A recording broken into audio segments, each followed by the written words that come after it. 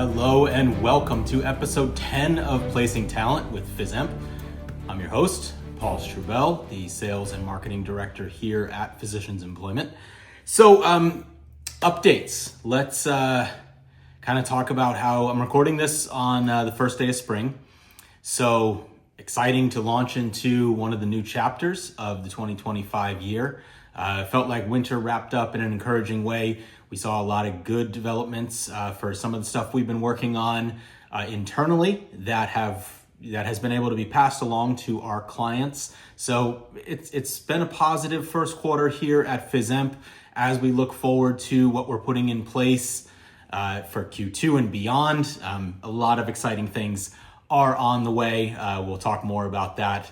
Don't want to, kind of put the cart before the horse, if you will. But we've got some really big things coming. Looking forward to that.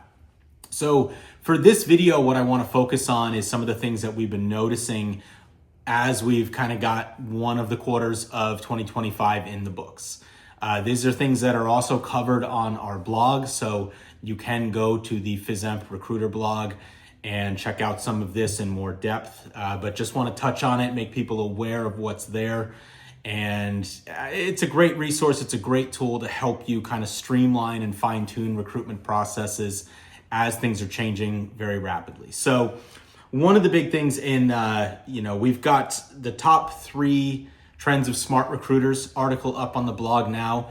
The first thing that they're mentioning within that article is the implementation of AI resources to help recruiters. I mentioned in previous videos, one of the things that we were toying with was adding an AI feature to help recruiters write better job descriptions internally on the site. And that was a project ultimately that we decided there's so many available. You have all of these different ones at your disposal that we felt like it was a resource that was going to be so prevalent that it didn't offer any specific benefit to have our own on the site. So with resources out there like ChatGPT, like Perplexity, like Claude AI, which is a great resource for writing, plus so many others, and it's changing all the time. By the time this video is a month old, there's going to be new ones out. So, we just kind of felt like better to let people choose their own and have their own preferences, utilize their own AI models to write jobs that reflect what they're trying to accomplish instead of shoehorning them down a certain lane that might not be the thing they're trying to do.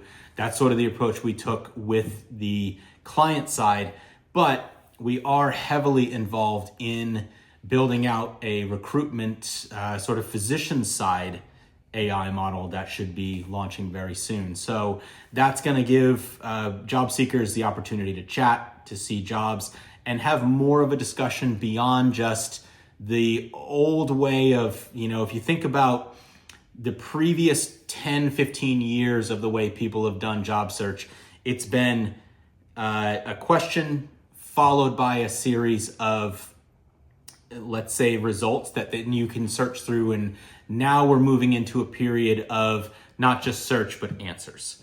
And these AI models allow job seekers to have a dialogue with like what you might consider to be a job search concierge. And that's going to give them the opportunity to have discussions about, here's my specialty, here's where I'm currently working, and I'm looking for jobs that have great work-life balance in certain climates. It might be, something that they feel, hey, I want to live in a state that doesn't have any state taxes.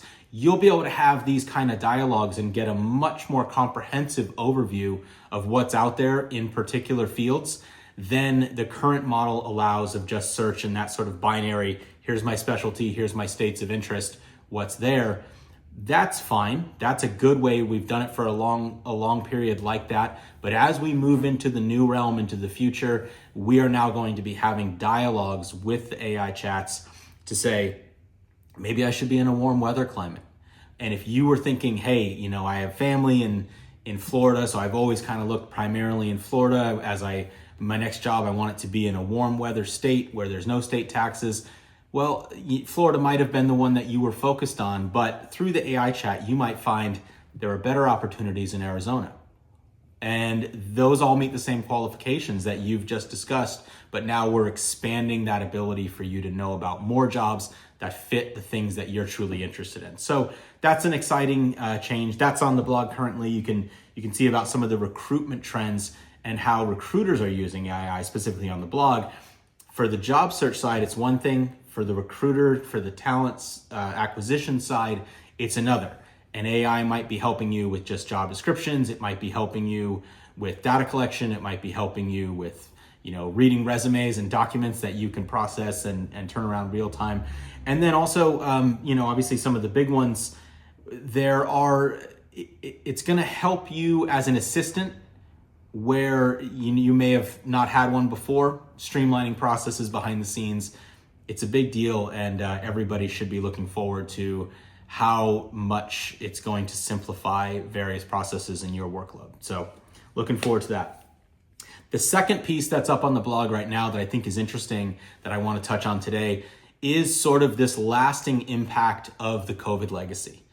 We've talked in previous blogs about how COVID itself spurred great change within the physician job market. In 2022, we saw 48% of physicians get a new job. That's an all-time banner year in terms of reshuffling. We had retirement, we had early retirement, we had COVID burnout.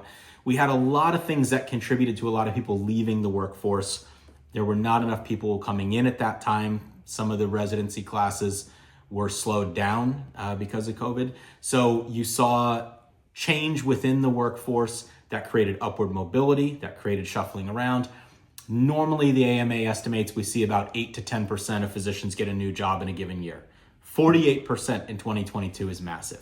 3 years later, we are just now seeing that sort of return to normal, because when half the workforce takes a new opportunity, it takes time for that to resettle and for people to decide to start looking for work, start putting their resume online, start applying for jobs again. So we're just now seeing a rebalancing of that 3 years later.